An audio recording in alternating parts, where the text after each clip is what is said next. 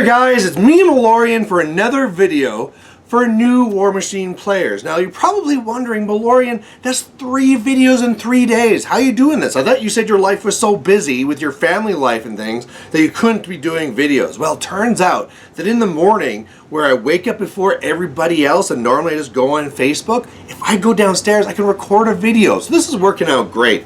Now, we have another question. It comes from James Martin Cooper Hackett.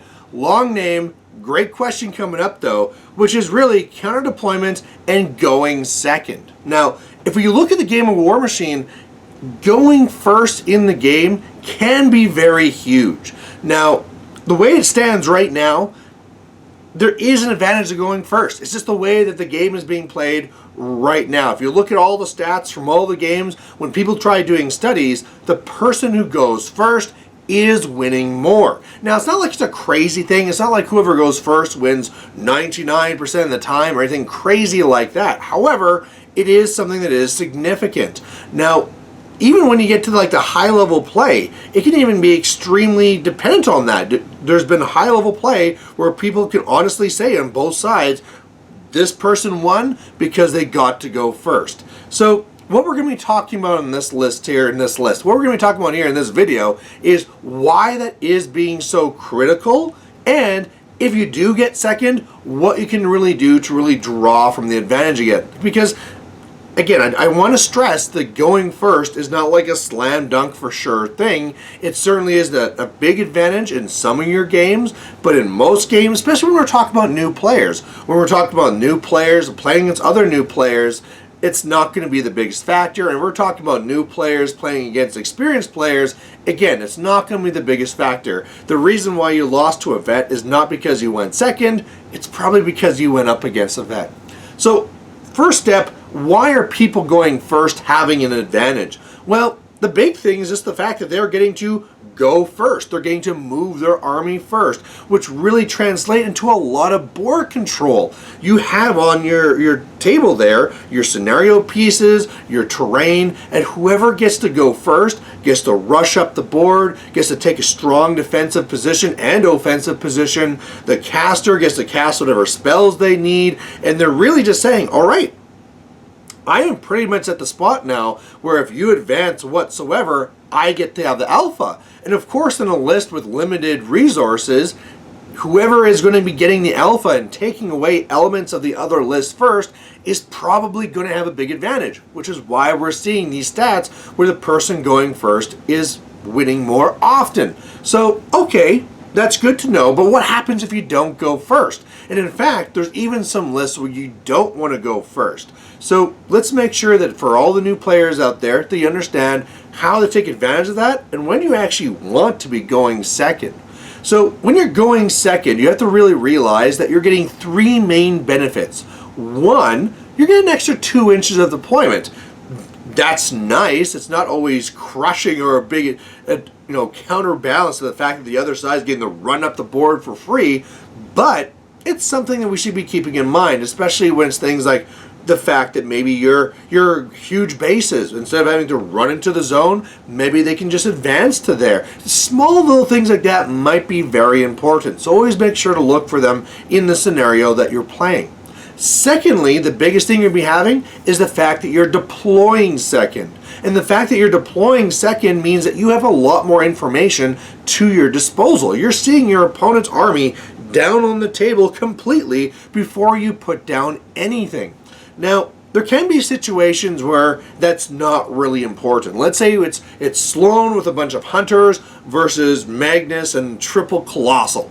Well, really, no matter where you go, one side's going to have a bunch of hunters that are shooting across the board, and the other side is going to have a bunch of slow colossals trying to maybe one of them will survive type thing. So, okay, in that situation, there's not a lot of counter deploying. But in 2 situations, one, if at least one of the sides has a mixed arms approach, or if somebody is heavy loading or really looking to go towards one scenario, that's where you can find more advantage. So in a combined arms approach, that means that you're not just having all the hunters. It means that you're having, okay, I have this ranged use list, I have this combat unit, I might have this combat solo, I have this range solo, I have this jack, I have this battle engine. And because I can't really stack them all up against each other, they're going to be deployed widely and doing different things on the board. And all of a sudden, if you're seeing that, that's a way where you can counter deploy. So a very simple and easy way to think about this is if one side has a unit that's incorporeal, you as a second player can make sure your magical weapons are on that side to be able to attack that unit there that is incorporeal, which otherwise your units are going to have a hard time. Or maybe they're stealth. And so you need to have your elements that can either have blast, they don't care, or maybe they have true sight so they can see through stealth. You're going to be counter deploying that. Or maybe they have one unit that is very important to get the alpha against, so you're going to make sure your cavalry is right there to get the alpha against it. Or maybe your range unit is there to shoot it down before they get to you. So again, I can go through lots and lots of theoretical situations. However, the fact is, they're putting down all their pieces first, and now you on the other side are able to say what those real matchups are going to be. I mean, it's not really typical that you're having the whole list like kind of fighting everything at the same time. There's usually like mini battles going throughout where like there's the left flank, there's the right flank, there's the middle, and then sometimes depending on the terrain that might be like even more broken up. So you're really depending and deciding what those matchups are going to be, and that can be huge. That can be almost the win right there. And that's where I want to say, like in this spot here, where I said that sometimes going second is very important. In this case here, if you're in a situation where the matchup is going to be really deciding who wins, the fact that whoever can go and say that this powerful element is either going to be doing amazing or doing nothing, that is now on your side to control. Now, unfortunately for new players, that means that you need to have that understanding. If you don't understand that element over there has incorporeal or has stealth or has short range or long range or whatever have you, well then you can't take advantage of it. So again, where I mentioned in the last video that new players really have to make sure that they develop that understanding of the game and understanding of the rules that all these models have, this is where that's really going to come in key. And the more that you do that, the more you can take advantage of this part of the game. Alright, next is terrain. Now terrain, this is something where it's very, very flexible and different and gray, because depending on where you go and where you play, terrain's going to be very different. It could be they don't play with any terrain at all, which is, if you're doing that, make sure to change that as soon as you can. Because terrain is one of the biggest factors and one of the biggest advantage that the second player should be having. There should be a distinct advantage of one board side versus the other. And that advantage can either come in defensive or disruptive properties. Now in defensive, that'd be things like walls and bunkers, or maybe just like a forest that you can hide behind. And that can be very important for either you or your opponent. Maybe your opponent has a whole bunch of range elements, so you need to make sure that you have a wall, or you need to make sure that you have a bunker, or maybe it's so powerful like Sloan that you need to be able to have like a forest or a building that you can hide behind that her jacks can't see you at. That could be a big part. So if you're going second, you can say, well, that has the defensive terrain there. I need to be taking that side. And a big thing I want to remind about this is really make sure to measure kill box. It's always awful to have a thing like, oh, I'm going to take that side because it has a wall, and then when you measure it out, it turns out, oh, if I go to that wall, I'm going to be kill boxing myself. So really make sure to measure that out. Now, just like how you are taking that defensive terrain for yourself to survive, you might also be making sure that you're picking a side to make sure your opponent does not have those defensive elements. Maybe you yourself are having all the range or going for a magical assassination, and you need to make sure that you can get to that caster. Or maybe it's not even assassination. Maybe you have a lot of range elements and you want to be able to shoot down all their solos and units. So you don't want them to have trenches or a forest to hide behind or whatever it is. Well, that means that you might be taking the side with the wall or the trench, not because you want to take advantage of it, but because you don't want your opponent to take advantage of it. So that can be very important. Now, I also said it could also be for disruptive reasons. So what I'm getting there is like maybe it's something like rough terrain or something that's going to be impassable, like a building. that can be very, very important. So if you're playing against, or let's start with yourself again. If you yourself are running a bunch of infantry and you don't have any Pathfinder, well, if one side has a whole bunch of rubble or forest or water and stuff like that you have to like slowly trog through, you probably don't want to be dealing with that. So you'll give that to your opponent. Or, like I said, for like you're almost using for an offensive reason, if you see your opponent does not have a lot of answers for Pathfinder and is going to really struggle trying to get through all those elements, give it to them. Make them struggle with all that terrain. Or maybe it's going to be something like a building.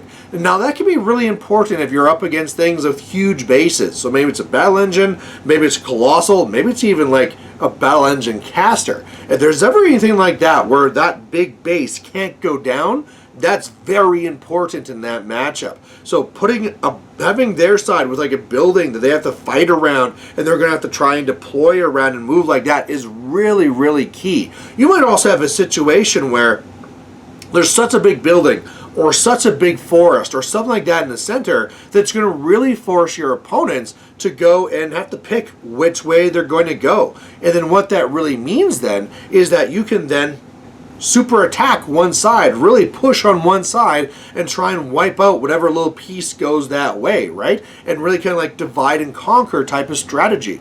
That can also be a big thing when we were talking about counter deploying.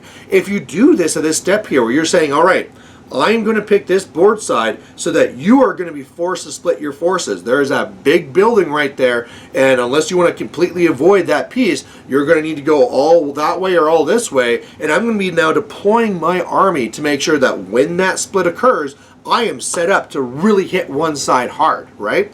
That can be something you can be really doing.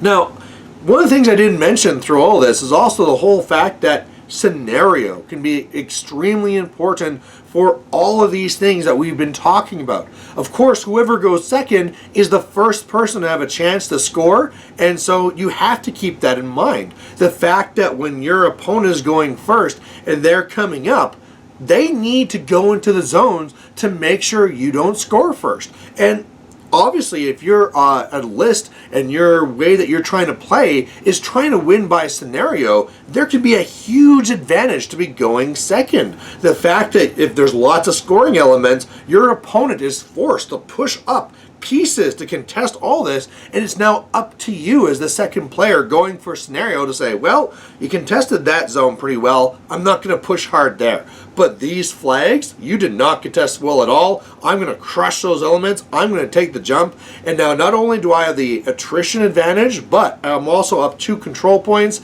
and that's massive. So again, that's going to be really dependent on whether that's even your strategy, but you have to really remember that you're going to be having that benefit. The fact that you're going to be able to score first. And even just things like when you're picking terrain or matchups, if you can see that in the matchups, okay, that solo's trying to go for that flag, I can be counter deploying something to deal with that solo. Or if I can see that you're going to be putting those elements there to try and score that zone defensively, I want to be putting some cheap little solos there that can run up there, or a cheap unit so one model at a time can go and can test you and slow you down on scenario. Or even the fact that, hey, look, this zone, if I want to score it defensively, has a wall and yours doesn't. Or maybe if I'm trying to go for the scenario game, there's a big building here that's going to be getting in your way. So again, all these different pieces that we've been talking about really fall heavily into the scenario game. So if you're going for that scenario game, that's where you can have a big advantage to going second. Now, that's not always the case. Sometimes, especially if you have a fast, large model count army, it can be better to go first and just capture all the board you can, and even though you're not scoring first, you've captured so much of the board that's hard for them to come back. But if you're going for a type of scenario play where you're not doing that and you have fewer pieces, going second and getting that jump on it can be massive. It can actually be the other way around too. If you remember when I was talking about ways of winning, not only do you want to pick your focus of the way you're going to try and win and push for that, you need to identify how your opponent's going to win and find the best way to slow them down. And so a good example of this is, let's say, for example, I'm not going for a scenario. I am going to bunker up. I'm playing Sloan with the Hunters. I might actually want to go second in some cases if I'm up against something that I know I might not be able to like assassinate right away, and scenario is going to be a real problem, because if I don't do that, if I go first as the Sloan player, I am forced to run my hunters to these different elements to contest. If I'm going second, I can actually now go, okay, you couldn't score on your turn 2. On my turn 2, where's the scoring going to be happening? Where do I need to stop the bleeding? Okay, I can contest this one easily. I'm going to let you score these ones, and I'm going to shoot the rest of my stuff at here to get up on the game. Stuff like that. You can really use it to try and stop that. Whatever you're trying to go for scenario, I'm going to get the first chance to slow you down while I'm really going for my win condition. So there's a lot of different ways you could be taking advantage of going second. Unfortunately, what it really requires is that you have a knowledge of the models so that you can counter deploy. It needs to be the fact that you're going to actually have 2 lists that are at least a little bit mixed arms, or at least going for a different strategy. And terrain is so important. Again, if you're playing in an area where, like, geez, going first is winning like 80% of the time, I would really look at the terrain, because you're probably in a spot where there's either not much terrain or it's being put down in a way where it's basically just even and there's no advantage to going second at all. So there you go, James. I hope you got a lot of benefit from this video, and as again, I hope next time we see each other, you kick my butt. Bye.